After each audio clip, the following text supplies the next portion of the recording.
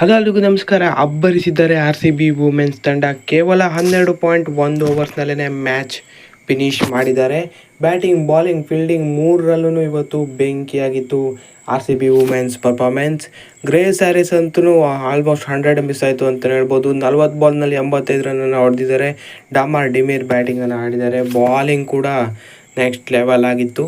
So ರನ್ಸೇ ಹೊಡೆಯೋದಕ್ಕೆ ಕೊಡಲಿಲ್ಲ ಅಂತಲೇ ಹೇಳ್ಬೋದು. ಸೊ ಈ ಮ್ಯಾಚ್ನಲ್ಲಿ ಏನೇನಾಯಿತು ಆಗಿತ್ತು ಅಂತ ಸಣ್ಣದಾಗಿ ನೋಡೋಣ ವಿಡಿಯೋದಲ್ಲಿ.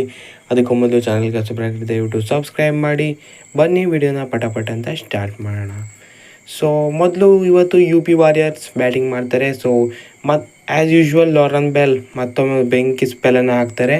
ಸೊ ಯಾವುದೇ ಲೂಸ್ ಬಾಲನ್ನು ಕೊಡೋದಿಲ್ಲ, ಯಾಕಂದರೆ ಲ್ಯಾನಿಂಗ್ ಮತ್ತು ಹರ್ಲಿಂಡಿ ಅವರು ಕ್ಲಿಯರ್ ಕಟ್ಟಾಗಿ ಸ್ಟ್ರಗಲ್ ಮಾಡೋದನ್ನು ನಾವು ನೋಡಿದ್ವಿ. ಸೊ ಇಬ್ಬರು ಕೂಡ ರನ್ನ ಬಾಲ್ ಕೂಡ ಆಡಿಲ್ಲ, ಅಷ್ಟೊಂದು ಸ್ಟ್ರಗಲ್ ಕಂಡ್ರು. ಸೊ ಇದರೊಂದಿಗೆ ಪವರ್ ಪ್ಲೇನಲ್ಲೇ ಆರ್ ಸಿ ಬಿ ಮೇಲುಗೈಯನ್ನು ಸಾಧಿಸ್ತು. ಲಾರನ್ ಬೆಲ್ ಮತ್ತೊಮ್ಮೆ ಪವರ್ ಪ್ಲೇನಲ್ಲಿ ಇನ್ ಸ್ವಿಂಗರ್ ಔಟ್ ಸ್ವಿಂಗರ್ ಮುಖಾಂತರ ಮಿಂಚಿದ್ರು ಅಂತಲೇ ಹೇಳ್ಬೋದು. ಸೊ ಒಂದು ಸಕ್ಸಸ್ ಕೂಡ ಸಿಕ್ತು. ಹರ್ಲಿಂಡಿ ಎಲ್ಲ ಔಟ್ ಆಗ್ತಾರೆ. ಸೊ ಅದಾದ ಬಳಿಕ ಮೆಗ್ಲೆನಿಂಗ್ ಕೂಡ ಸ್ಟ್ರಗಲ್ ಮಾಡೋದನ್ನು ನೋಡಿದ್ವಿ. 21 ಬಾಲ್ನಲ್ಲಿ 14 ರನ್. ಶ್ರೇಯಾಂಕ ಪಾಟೀಲ್ ಅವ್ರಿಗೆ ಔಟ್ ಆದರೆ ಲಿಚ್ ಫೀಲ್ಡ್ ಕೂಡ ಅದೇ ಓವರ್ನಲ್ಲಿ ಶ್ರೇಯಾಂಕ ಪಾಟೀಲ್ ಅವ್ರಿಗೆ ಔಟ್ ಆಗ್ತಾರೆ.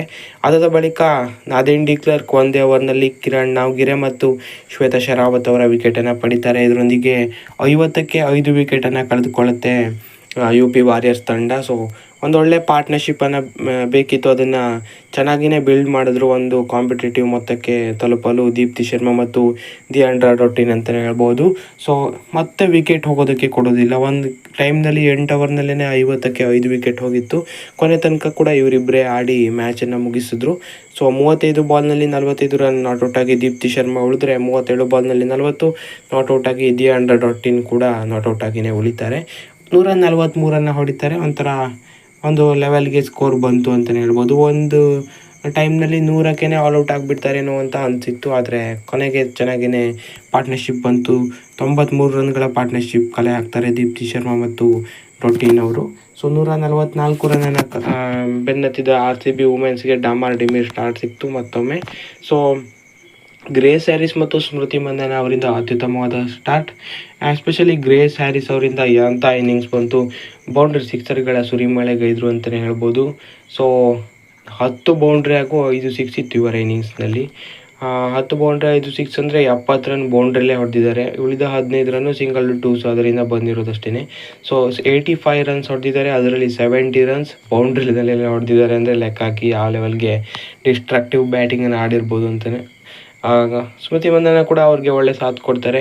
ಸೊ 85ರಲ್ಲಿ ಔಟ್ ಆಗ್ತಾರೆ ಗ್ರೇಸ್ ಹ್ಯಾರಿಸ್. ಅದು ಕೂಡ ಕೊನೆಯದಾಗ ಒಂದು 5-6 ರನ್ ಬೇಕಾದಾಗ ಅಷ್ಟೇ. ಸೊ ಅಂತಹ ಟೀಮ್ ಆಗಿ ಬಿಲ್ಡ್ ಆಗ್ತಾಯಿದೆ. ಅದು ಕೂಡ ನೆಟ್ ರನ್ ರೇಟ್ ಮಾತ್ರ ಬೆಂಕಿ ಬೂಸ್ಟ್ ಆಗುತ್ತೆ ಇವತ್ತು, ಯಾಕಂದರೆ 12 ಓವರ್ಗೆ ಚೇಸ್ ಆಗಿದೆ. 9 ವಿಕೆಟ್ ಇನ್ನು ವಿನ್ ಆಗಿರೋದ್ರಿಂದ ನೆಟ್ ರನ್ ರೇಟ್ ಕೂಡ ಬೂಮ್ ಆಗಿ ಮೇಲೆ ಹೋಗುತ್ತೆ.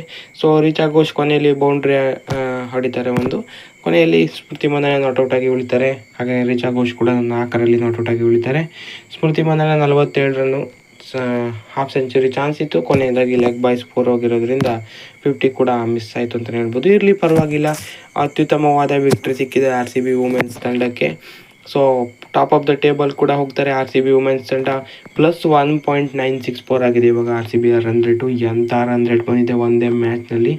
ಸೊ ಸಖತ್ತಾಗಿರೋ ಮ್ಯಾಚ್ ಆಗಿತ್ತು ಇವತ್ತು. ಯು ಪಿ ವಾರಿಯರ್ಸ್ ವಿರುದ್ಧ ಅತ್ಯುತ್ತಮವಾದ ಬಾಲಿಂಗ್, ಬ್ಯಾಟಿಂಗ್, ಫೀಲ್ಡಿಂಗ್ ಮೂರು ಕೂಡ ನಮಗೆ ಇವತ್ತು ನೋಡೋದಕ್ಕೆ ಸಿಕ್ತು.